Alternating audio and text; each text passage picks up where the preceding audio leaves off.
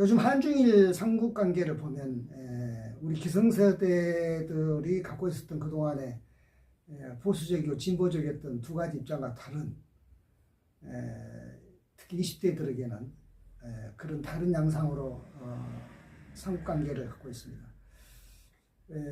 그것을 이제 우리 기성세대들은 20대들이 보수화 됐다고 하는데 그건 아니고 20대가 일본 20대들과 친한 것은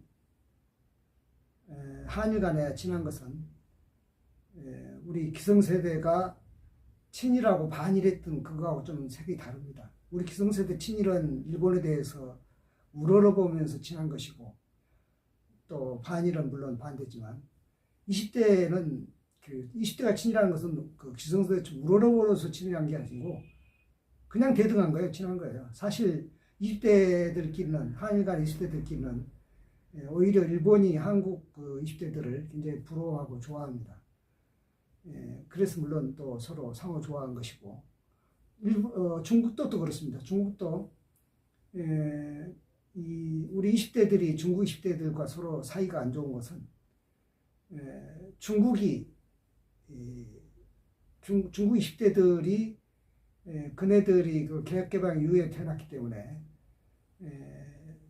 옛날에 이제 개혁개방 이전에 중국을 모르니까 한국의 그 성취를 상당히 좀 뭐랄까 평가하지 않는 그리고 어떻게 보면은 중화주의에 오히려 더 그 보수화되어 있는 그런 것 때문에 그래서 또 한국 20대는 그런 중국이 그런 모습이 너무 좀 뜬금없어서 좋아하지 않는 그래서 한중 간에는 20대들끼리는 사이가 별로 좋지 않은 그런 게 있죠.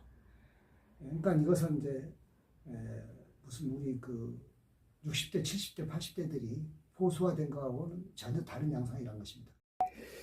그 IMF가 우리나라가 1997년도에 그 IMF 환란을 겪었는데요. 그때 그 달러가 이제 부족해서 우리가 이제 국제적으로 부도가 난 거 아닙니까? 당시 김영삼 정부 때인데 그 일본에게 그 긴급히 구조 요청을 했었다고 그래요. 근데 일본이 이제 싹 그 외면해 버렸죠. 그래서 할 수 없이 이제 IMF로부터 우리가 긴급 자금을 빌려다가 이제 그 빚잔치를 했었는데 그때는 굉장히 서운했죠. 왜냐하면은 뭐 일본이 그 당시 김영삼 대통령이 반일 감정을 부추겨서 버르장물을 고치겠다는 등 이런 말을 했대서 그랬다는 말도 있고 근데 어쨌든 서운했는데 지내놓고 보니까 그것이 전화위복이 됐어요. 왜 그러냐면은 그때까지의 회계 원칙이란 이 자산은 부채 플러스 자본이 자산이다. 그러니까 자본은 이제 주식 형태고 부채는 채권 형태겠는데 그 자산이란 것이 뭐 주식으로 했든 채권으로 했든 뭐 많으면 좋은 거 아니냐. 그래서 심한 경우는 이 부채가 자본의 10배가 넘는 그러니까는 100이 자산이라면은 10이 자본이고 90이 부채인 이런 회사들이 많죠. 뭐 한보 같은 데도 그렇고 뭐 2000% 뭐 이랬으니까 동화 같은 데도 그렇고 그러니까 그게 웃기는 이야기였죠. 그렇게 해도 회사였던 거예요. 그게 장부상 회사죠. 이게 완전히 빚밖에 없는 회사인데 사실 그래요. 물론 채권도 이자만 주면 되는 것이니까 주식도 배당금만 주면 되는 것이듯이 또 근데 이제 주식은 이익이 안 나오면 배당금 안 줄 수도 있지만 안 되죠. 20년 몇 년, 30년 같이 해왔고 그때 사실 그런 이야기 했었어요. 그때 일본이 잃어버린 10년이니까 아직은 뭐 어렵다 해도 할만했을 때였는데 그때까지 우리는 이제 항상 그런 말 했죠. 우리 한국은 늘 일본의 꽁무니만 따라간다. 그래서 그 IMF로부터 거의 30년이 지금 지나가고 있는데 지금도 노땅들은 그런 이야기를 해요. 뭐 저기 뭐야 우리 일본이 지금 뭐 잃어버린 30년, 20년, 30년 이러는데 아마 한국도 그렇게 될 거라고 천만의 말씀이죠. 우리는 그때 청산했기 때문에 그래서 전화위복이란 겁니다. 지금도 일본은 이렇게 하고 있어요. 우리는 이게 안 하죠. 우리 이거 안 된지 벌써 오래됐죠. 우리는 현금 흐름이죠. 완전히. 일본은 지금도 이렇게 하고 있어요. 그래서 일본 국가 부채가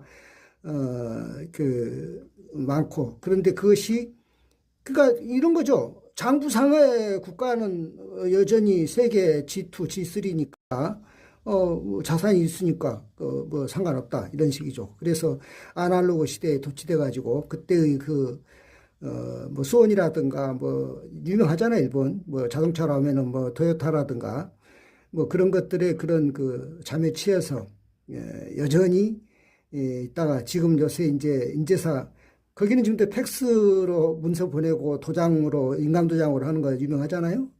우리 같은 데는 벌써, 버린 지 언젠데. 그래서 이제 뭐 지금 이제 디지털화 한다고 뭐 하는데, 그 디지털 청이라는 그 장관급을 하나 이렇게 만들었대요. 정부 부서를 만들었는데, 스가가 임기 말년에 만들고 스가 그만두고 나니까 기시다가 들어왔잖아요. 들어왔는데 뭐 흐지부지 됐다 그래요.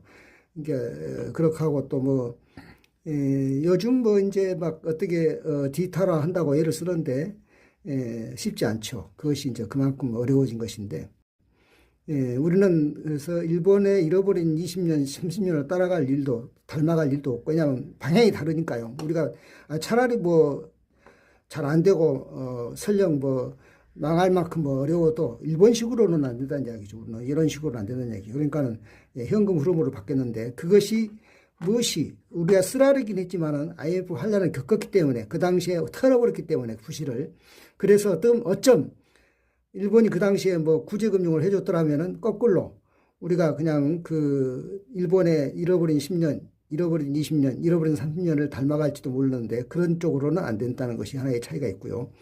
일본은 여전히 지금도 이러한 회계 구조를 가지고 있음으로써 국가도 기업도 전 비교가 많아 일본은. 그러니까 일본이 전부 우리도 그때 그랬듯이 부채가 더 많아가지고서 유지는 되죠. 부채도 자산이니까 채권이든 주식이든 돈은 똑같잖아요. 그러니까 이것이 모아서 자산인 것은 부채 플러스 자본이 자산이니까 중소기업의 19만 개가 이렇다는 거 아니에요.